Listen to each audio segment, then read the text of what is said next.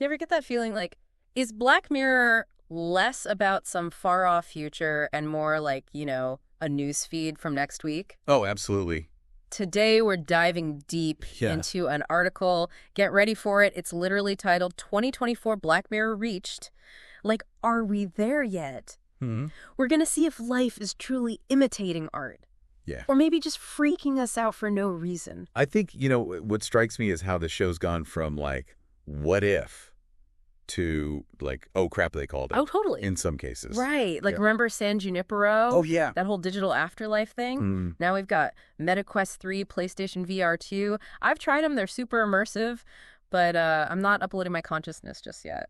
Yeah, not quite soul transfer time, you're right. Right. But the article makes a good point about AI-generated simulations. Oh, yeah. Those are getting ridiculously real. Yeah. Think like photorealistic graphics, Okay. but like entire worlds reacting to you like in real time. Whoa. So, like, even if we aren't in a simulation, the ones we're making are getting pretty close. Exactly. It's like blurring the lines. Right. Makes you wonder, what would your dream virtual world be? Ooh. Or your nightmare one, for that matter. Okay, deep thought time. My dream. Infinite library. Mm. Perfect coffee. No deadlines. That's pretty good. Nightmare. Probably anything from the Metalhead episode. Oh, yeah. Those robot dogs. Yikes. Yikes. The article compares them to Boston Dynamics robots, which are crazy impressive. Like, I've seen the videos. Yeah, yeah. Like, they can do backflips and stuff. The article mentions like how these real-world robots can jump, open doors, all that. Right. Incredible for, say, search and rescue, right? Yeah. But then you flip the script. Mm-hmm. Mm-hmm. Imagine those things weaponized. Oh, no. Yeah. Suddenly, less cool robot dog, more run for your life situation. Exactly. But the article says there's no, like, kill programming yet. Not yet. Thank goodness. No Skynet on the horizon yet? Yet. But, it raises the question, as these robots get smarter, what safeguards do we need? Right. Like, who decides those? That's heavy stuff. Yeah. And speaking of heavy nosedive and that whole social rating system, I get chills just thinking about it. Oh, yeah. The article points to China's social credit system as a real-world example. It's affecting loans, travel, even jobs over there. It's a, stark example of how reputation can be quantified, Yeah, right. Controlled. Even the article doesn't take a stance, but it lays out how, some argue it promotes good behavior. Right. Others say it's like ripe for abuse. And honestly, doesn't the West have a version already? Mm-hmm. Like online reviews, cancel culture. It's like we're beta testing social scoring without realizing it. It's a valid point. Right. What Nosedive makes us confront is, like, at what point does holding people accountable turn into controlling them?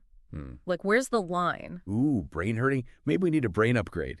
Speaking of which, the article talks about brain-computer interfaces, Elon Musk, Neuralink, all that. Yeah. They're comparing it to the entire history of you, where everyone records their memories. Right. So, like, download them and stuff. Now, full memory download, not yet. Okay. The article's clear on that. But, Okay. less sci-fi, more medical. All right. Brain implants are helping with, like, neurological conditions right now. Right. Still a big leap for Netflix, but the foundation's there. So, no reliving that embarrassing first date just yet. Not yet. Kind of a relief, honestly. Yeah. But it does make you wonder, like, how would you handle having every memory accessible?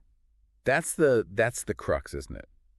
The tech is mind-blowing, Yeah. but what about the human side? Right. The article dives into the implications for, like, law, Oh. therapy, Yeah. even just how we process trauma Right. changes everything. Okay, officially mind blown. We've covered VR, robots, social scores, even our brains, and we're just getting started. Just getting started. I know, right? Welcome back to our deep dive into Black Mirror. Where we're basically asking, is this show a prophecy or what? Last we left off, we were talking brain implants, memory downloads, the works. And while we aren't downloading memories like files, yet the article highlights some early research in neuroinformatics. Oh. Essentially, it's like using computers to decode the brain. Early days, but fascinating. So, like, someday we could have a backup of our brains on a hard drive. It's a long way off, but the very idea raises profound questions like, what happens to our sense of self if our consciousness can be digitized? Right, like, is a copy of me really ME? Yeah. Heavy stuff. I think I need a break from all this existential angst. Yeah. Let's lighten things up a bit. Okay. The article also talks about how Black Mirror reflects our anxieties about technology in general, right? Absolutely. Yeah. It's not just about the tech itself, but how it's used, the potential for misuse is a recurring theme in the show. Right. Take Nosedive, for example. Mm-hmm. Social media wasn't inherently bad, but it became this all-consuming system of judgment and control. Right. It's like a cautionary tale about letting technology dictate our lives, you know? Like, remember the robot dogs in Metalhead? Terrifying, but they weren't, like, evil on their own. Right. It was how they were used. Exactly.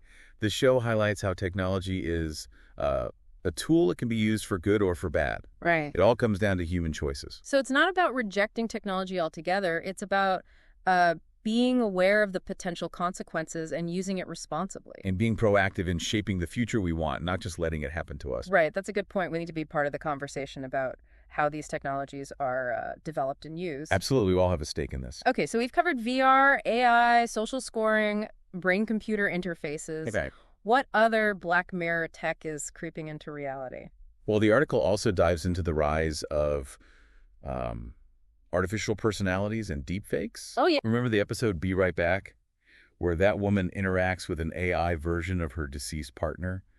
Heartbreaking, but it taps into something really profound. Yeah, the need for connection, the fear of loss, and honestly, the technology to make that kind of thing possible is getting pretty close.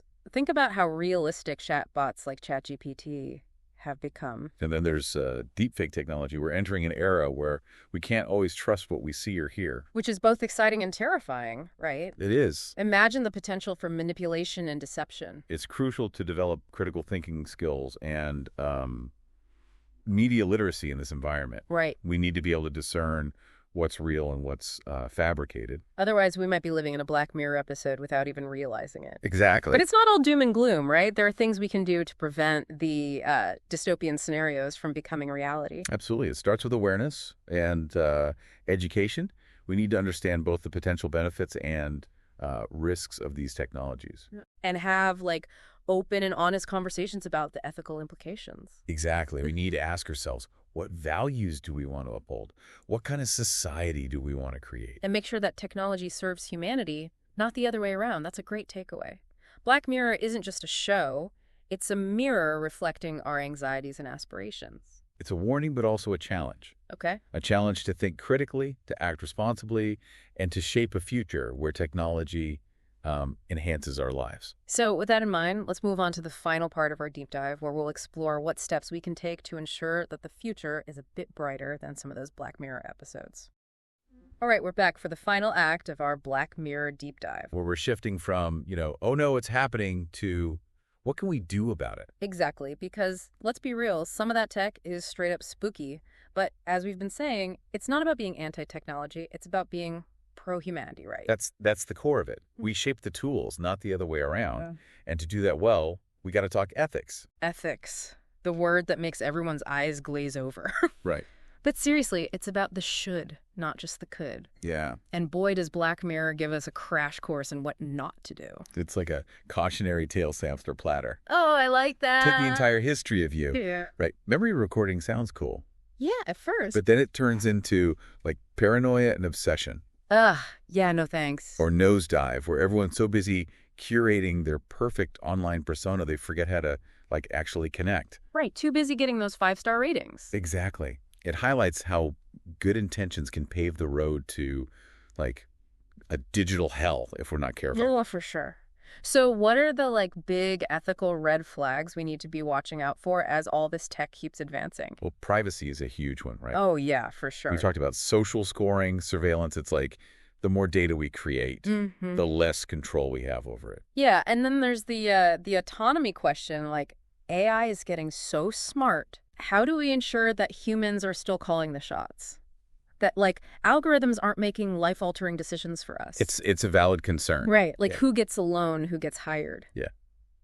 It's a bit unsettling to think about AI having that much power. Yeah. And what about bias? Like, if the data used to train these systems is flawed, yeah, won't the AI just perpetuate those biases? Absolutely. That's why transparency is so crucial. Okay. We need to understand how these algorithms work, where the data comes from, Right. and like what assumptions are baked in. It can't be a black box. It can't be a black box. Yeah. Okay, so we've identified the problems now. How do we actually fix this? How do we make sure tech serves us, not enslaves us? It's a multi-pronged approach. Okay. We need ethical guidelines and regulations, of course. Right. Yeah. But it also starts with like awareness. Mm-hmm. We have to educate ourselves about the potential risks and benefits of these technologies. And that means having these conversations, not just in like Silicon Valley boardrooms, but everywhere. In schools, in families, at the dinner table. Exactly. It's about making informed choices as individuals. Right. Do you really need that app tracking your every move? Is that smart speaker really just for convenience, or is it like eroding your privacy? Right, right. It's a lot to think about. But honestly, this deep dive has been kind of empowering. Like, we're not powerless in all of this. We have agency. Black Mirror can be a wake-up call. It's not about predicting the future. It's about prompting us to shape it. So, to wrap things up, what's the biggest takeaway you want our listener to walk away with? This. The future is not predetermined. Okay. It's a choose-your-own-adventure story, and we're all writing it together.